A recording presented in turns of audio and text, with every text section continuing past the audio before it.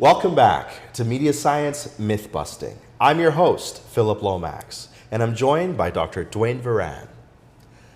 On today's episode, we're going to be discussing an important topic, which is viewability. And we had talked about viewability in a previous episode on attention as a construct. But for today's purposes, we're going to be focusing on two primary factors associated with viewability and its standards. The first component is duration, or time on screen. The second component is pixels, the percentage of pixels on screen. And for the purposes of our conversation, we're going to be focused on digital video. So today's myth is publishers shouldn't get credit for digital video that's displayed for less than 2 seconds. And certainly we'll discuss what the implications are based off of this research that you're sharing. So Dr. Varan, please give us a bit more context on viewability. Yeah, so thank you, Philip. So yes, absolutely. This question of viewability is important for a lot of reasons. As you alluded to in a previous episode, there's a lot of fraud out there. People are getting credit for stuff that nobody's actually seeing. Of course, that shouldn't be the case. But also, there are people who are watching content who don't actually get exposure to the ad. So imagine, for example, that the ad is that you have some scrolling content. The ad has been served to your device, but it's actually not visible in your screen. It's what we call below the fold. It's lower than where you've actually reached in this particular session. So it really wouldn't be fair for the advertisers to have to pay in that scenario where the person didn't actually even see the ad because it was like below the fold. And that part of the viewability standard makes a lot of sense, that at least 50% of the pixels of an ad should be on the device screen for it to kind of count. So that's fine, no beef on that one. But then there's a second assumption that's gone in, and that is around time. And it's a similar problem. Imagine, for example, ads that are being served inside a Facebook feed, and you're scrolling through, and there are video ads in there, and there are display ads in there, and you're going through, and you're scrolling past this content. You're not actually processing the ad, you're just going zoom, zoom, zoom, you're just flying through content. Should the advertiser have to pay for that exposure when there was actually no exposure, so to speak, right?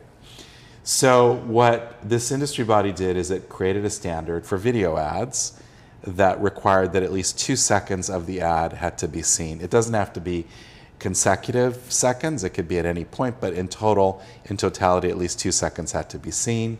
And that became this viewability standard. It's 1 second for display ads, it's 2 seconds for video.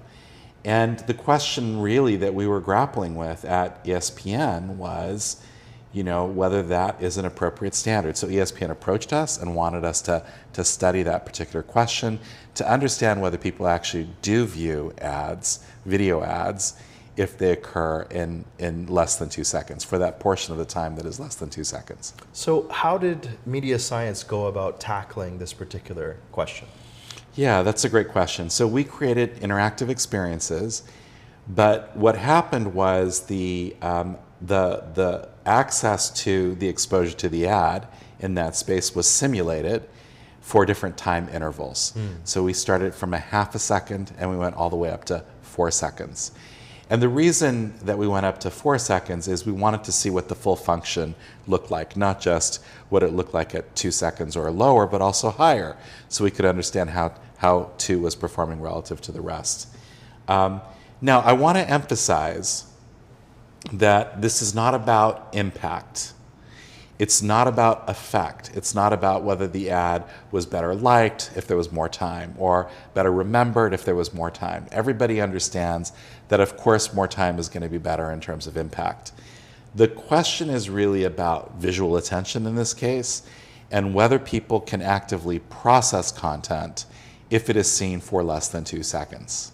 So that was the challenge. And of course, the tools that we use in our lab to do that are, in particular, are the eye tracking tools that we use, which are medical grade, absolutely precise. So we have a very precise measure, and what we're using is visual fixations, which is at least 100 milliseconds, at least a tenth of a second of the eye being fixated on a spot for it to qualify as a visual fixation. So we're using what in the academic literature would be the standard for measuring for what we would call visual attention in this case.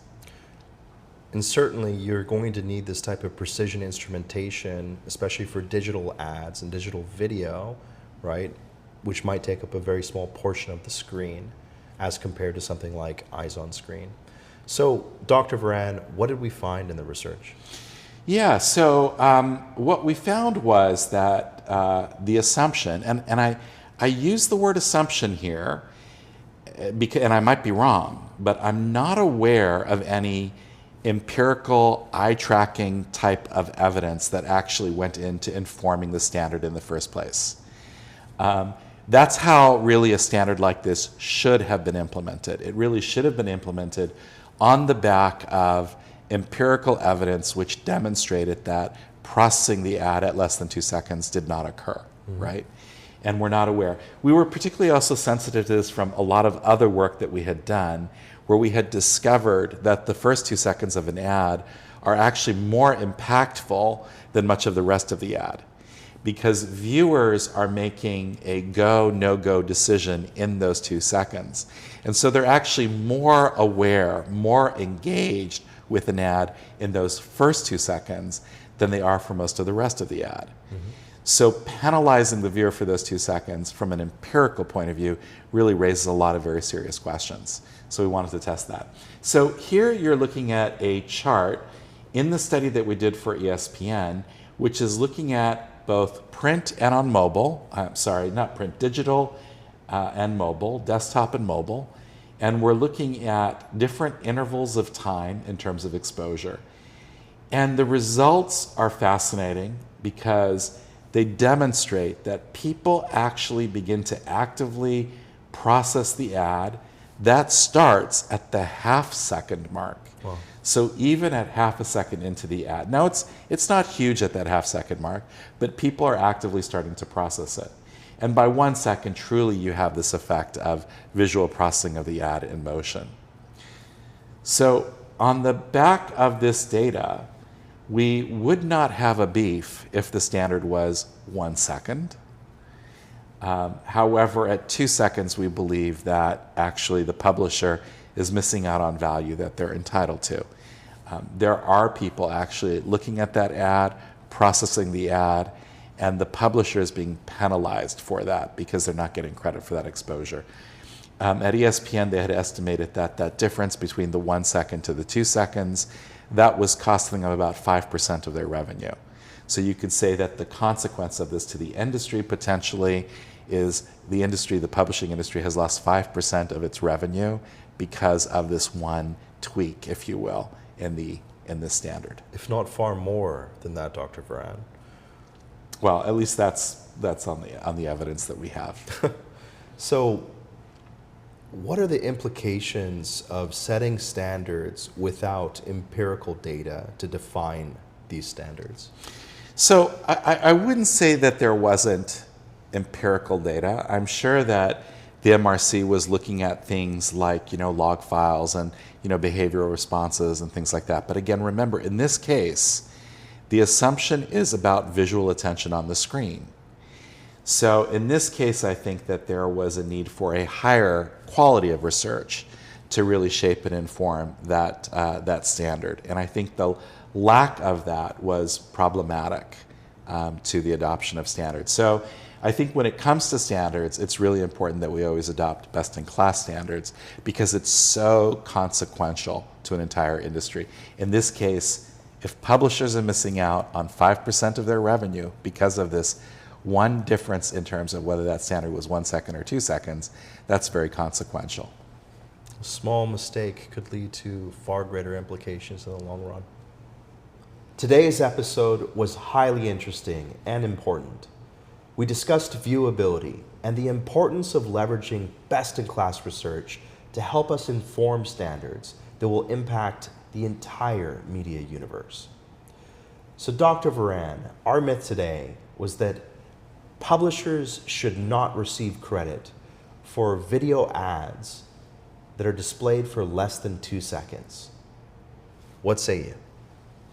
Busted. Thank you again for joining us on this episode. This is Philip Lomax, Dr. Dwayne Varan, and thank you, our audience.